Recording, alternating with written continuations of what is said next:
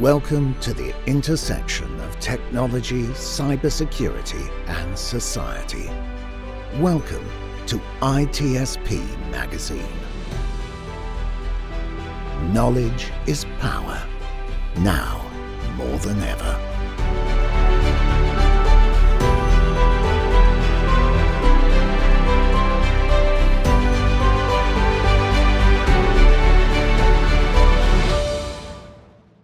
Hello, everybody, and welcome to the second episode of the Cognition podcast.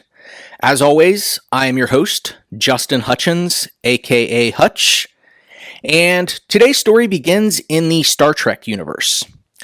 And I realize that this next statement will likely alienate about half of my audience here, but growing up, I was not a huge Star Trek fan. Of the two major options, I definitely found myself more in the Star Wars camp.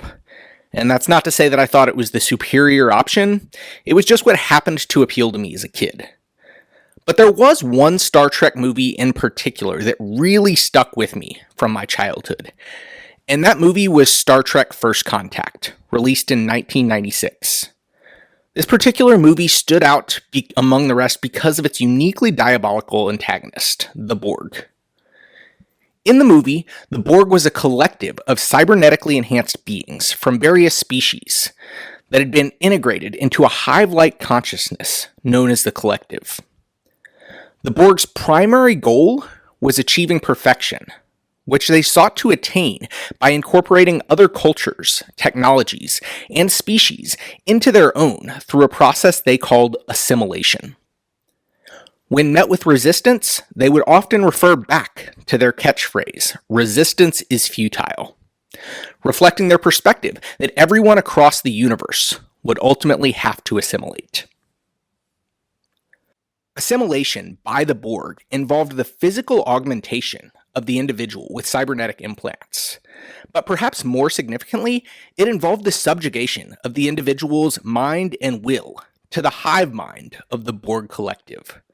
The assimilated individual would lose their individuality and become one of many voices in the Borg's collective consciousness. The reason that I bring this up is because I believe there's a lot of parallels between the Borg collective and the occupational imperative of integrating technology into our personal and professional lives. So let's start first with the premise that in a way, we are all already cyborgs. In the same way that the Borg would assimilate others into their collective, we have integrated technology into our lives and become intrinsically bound to the collective knowledge repository that is the internet. In a live interview at Code Conference from 2016, Elon Musk described this symbiosis. I'm going to play a brief clip of that interview.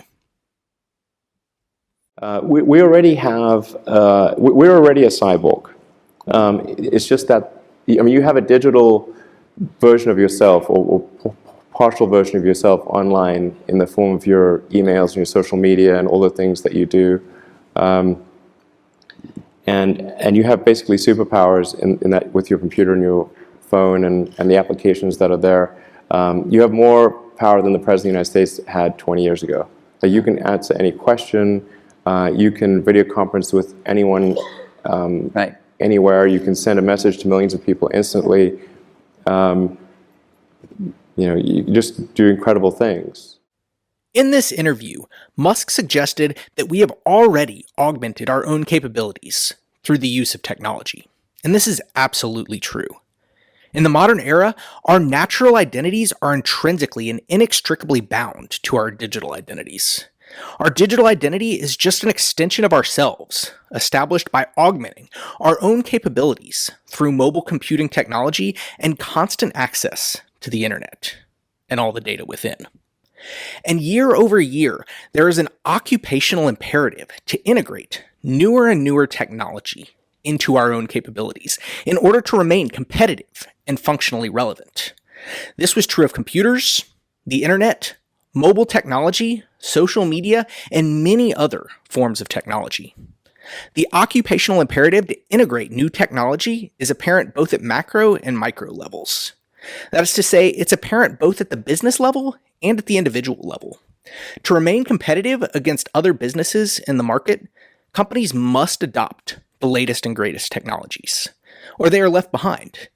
Similarly, to remain competitive in the workforce, individuals must adapt their skills to these new technologies, or they also are left behind. In the modern world, if your business doesn't leverage the internet, email, social media, or other technological capabilities, for all intents and purposes, they don't exist.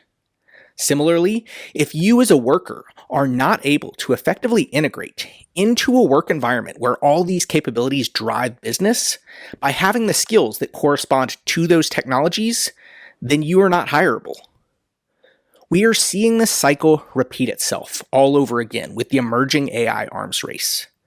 As a business consultant, I can tell you that nearly all of the businesses I work with are already asking questions about how they can integrate the latest AI technologies into their current operational workflows to improve their efficiency. And the expectation that individual workers personally adapt and integrate these capabilities into their own personal skill sets is also already apparent. A phrase that has been trending across social media for several months now is that AI will not replace you. A person using AI will. And here, within these words, we can once again see that same occupational imperative. Adapt or be left behind. You must assimilate. Resistance is futile. There was a documentary released by Netflix in 2020 called The Social Dilemma. If you haven't seen this film yet, I cannot recommend it highly enough. This film does a fantastic job of highlighting all of the negative impacts that have emerged as a result of the transformation of society stemming from the monetization of the previous generation of artificial intelligence and machine learning.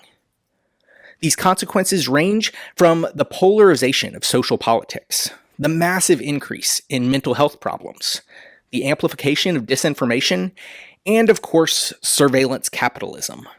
The fact that we now allow the big tech industry to collect obscene amounts of data about each and every one of us, which they then use to persistently attempt to predict and manipulate our consumer behaviors.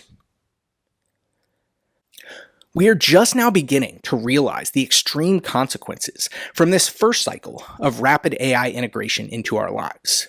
So it seems like the prudent thing to do would be to ask ourselves now what the potential or likely consequences are of the rapid integration of these new forms of artificial intelligence into our lives.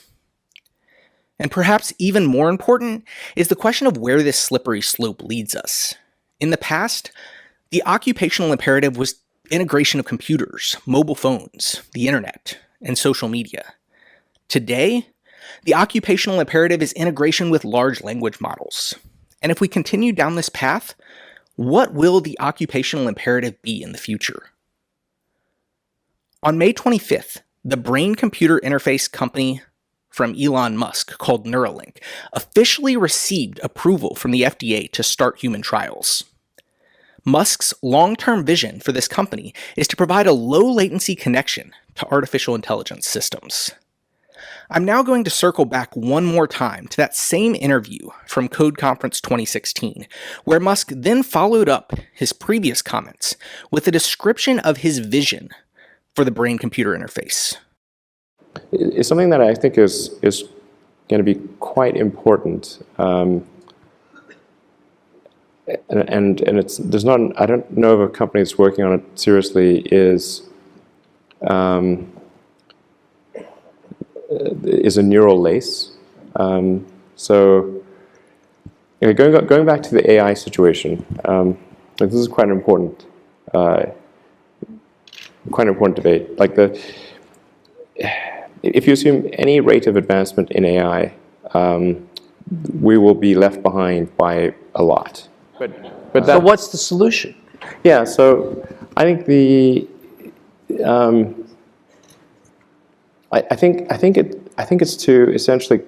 I think one of the solutions that seems maybe the best one, is to have an AI layer. If you think of like you've got your limbic system, your cortex, and then a digital layer, sort of a third layer above the cortex, that could work well and symbiotically with you. But the constraint is input output. So we're I/O bound, particularly output bound. I mean, like your output level is so low. It's like, particularly on a phone, like your two thumbs are sort of tapping away. This is ridiculously slow. So mostly, effectively merging in a symbiotic way with digital intelligence revolves around eliminating the I/O constraint. In Musk's vision, rather than having to type a question into a web interface to get an answer from a system like ChatGPT, your input will be dictated by thought. And rather than having to read a response from the system output will be cognitively available to you as if it was your own thoughts. You will have unrestricted cognitive access to all recorded knowledge by simply thinking about it.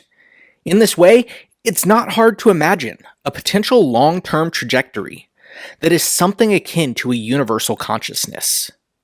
And while this may seem appealing to some, it seems that we could also lose something of our own identities, or even our own humanity in the process.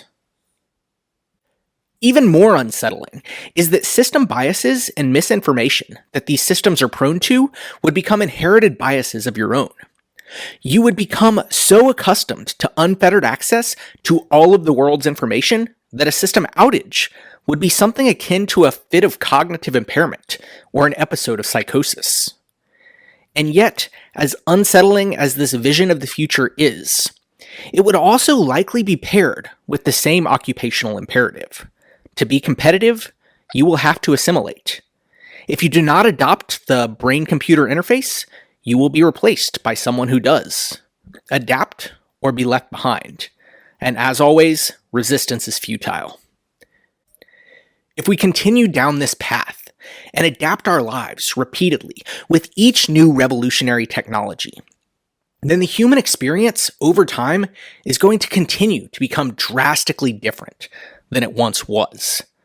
Perhaps we need to ask ourselves if our repeated compliance with this imperative is setting a potentially dangerous precedent. Where does this road lead us? And is there a possibility that we lose our humanity, in part or in whole, at some point along the way?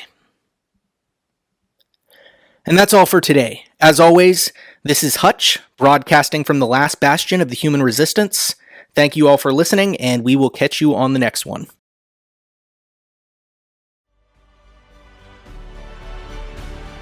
We hope you enjoyed this conversation. If you learned something new and this story made you think, then share ITSP Magazine with your friends, family, and colleagues. If you represent a company and wish to associate your brand with our conversations, sponsor one or more of our columns. We hope you will come back for more stories and follow us on our journey. You can always find us at the intersection of technology, cybersecurity, and society.